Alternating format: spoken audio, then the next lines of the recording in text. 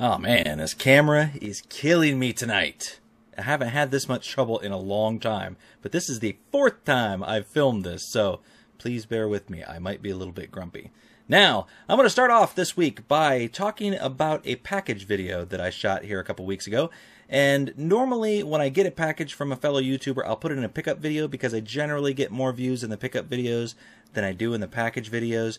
This one, though, was so awesome that I had to open it that day, and if I was going to open it, I had to film it, and I couldn't wait to do a pickup video. So that package was from Mike Gartner, one of my best friends here on YouTube. I've even done a joint channel with he and Ryan right now. One of the few people that I trust enough to actually do a trade with here on YouTube. Not that you're not all trustworthy, but I've just gotten to know him a little bit better than most. So, really cool guy. Definitely check out his channel. It's a far more entertaining channel than mine. If you're subscribed to me and you're not subscribed to him, you're doing yourself a disservice. Great guy. Now, I bring him up, and I bring that package video up to show off a couple of things that I picked up here. He sent me some stuff that was really cool, and 2 of them I felt like I needed to get some things to help complete them. The first was a vintage Star Wars Millennium Falcon in the box, which is fantastic, but the person that owned it, they took very good care of it. It's very clean, the Falcon itself, but it looked like they'd gotten it as a kid and not put any of the decals on it. So I went ahead and ordered some replacement decals that I'll show you here. Found a chap on eBay that was selling them. And what I'm going to do is I'm going to order a few pieces, take a few pieces off the one that I already have, complete that one, get it all cleaned up, and then I'm going to put new decals on it. Who knows, maybe if I'm motivated, I might even do a video about restoring it. I don't know. I like restoring things, but I don't like shooting videos because well, they're terrible to edit. Another thing that he sent me was a near-complete 5-lion DVD collection. And if you don't know what that is, it's the Voltron DVD Collection. They come in these 5 collectible tins, and they're just really cool looking. He sent me 4 of them. He sent me, let's see here, red, blue, yellow, and black, and it was missing green. So I went and found a cheap green Voltron set on eBay, and I found out the reason it was clean is because, I think it said it had water damage, but I don't see any water damage. It's just really sticky, and it's not going to have the same effect this time because it's the 4th time I've opened it, so it's not making the noise anymore. But, yeah, it was actually stuck together when I opened it on camera earlier. Ooh, there you go. You get to hear a little bit of it. But check that out. Very cool. This is what they all look like, only they're different colors, and they feature different lions and different characters. And they come in, they're apparently very sticky, collectible tins that look similar to that. So, there you go. Thank you very much, Mike, for being such a cool guy and such a great trade partner. Now, on to the stuff that I picked up around here. I got a couple of boring things to show you, and they're sitting, of course, on the floor because I've already done them. There's a PS2. Now, I'm not saying that the PS2 itself is boring, but it's kind of boring as a pickup video item because they're everywhere. Everybody gets these things. It was marked at $10. I actually found this in a cart in the Village Discount Outlet along with some other non-related stuff, and I walked by it 4 or 5 times because I wanted to make sure it didn't belong to anybody. Nobody claimed it within the 5 minutes that I was walking around, so I went and grabbed it.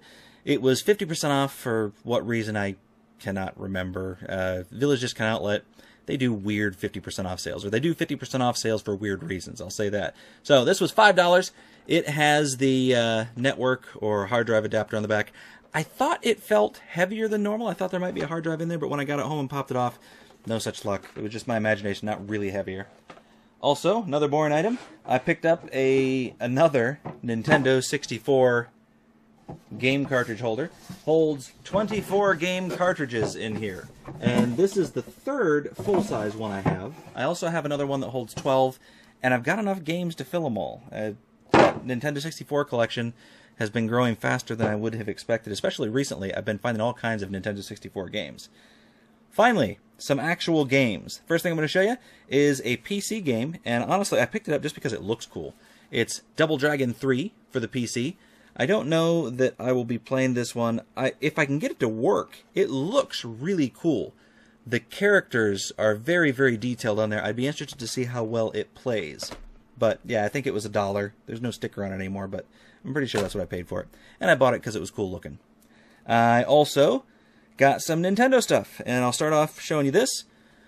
Pokemon Gold Edition was $2, and honestly, I picked this up because I will now have all of the Game Boy and Game Boy Color Pokemon games. My son loves them, so that's why I picked that up. My friend Eldon, for $1, right there, as $1, picked up Home Alone 2, complete in the box, and the box is in exceptional condition, with the exception of the fact that they cut the UPC off.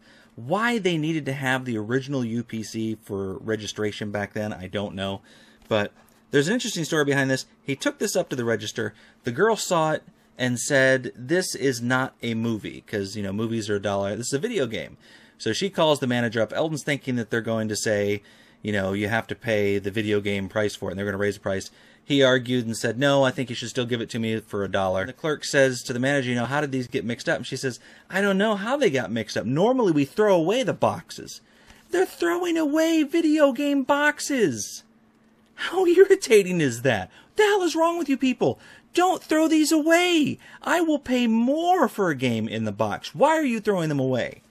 It is so irritating. People are so stupid when it comes to collectible items. Last Nintendo item here, and I'm trying to do this fast because it keeps crapping out at like the 8-minute mark. Ninja Gaiden 3 on the Wii U. I was in Kmart for some reason. I almost never go into Kmart anymore. But they had a bunch of clearance games on one of their end caps in electronics. Xbox 360, PS3, I think there were even some Xbox One games. And a couple of Wii U games, this one included. It's marked at $10, and then when the lady rang it up, I got it for $8. I don't know why. I didn't complain. I just said thank you. Got a few Sega games here. First one is a Genesis game. Picked it up for $2 at a Goodwill. This is one that was water damaged, but it was one that I had printed out a cover for. So very cool to get it complete in box. The box is not in great shape. I think if I compress it and put some stuff on top of it, it'll end up pretty good. But still, neat to have this complete. I didn't have it complete before, so it's neat. Then I bought 4 sports games for the Sega Saturn and 3 for the Sega Saturn, 1 for the Sega CD. And I bought these sports games because they were $1. And $1 for just these cases nowadays, to me, is worth it. Bithead 1000 says they're so old they have osteoporosis, and that's why they break so easily. Bithead 1000, by the way, another guy you should check out. But NHL All-Star Hockey 98, and this one actually looks pretty good. I will probably genuinely end up playing this one, and most likely liking it.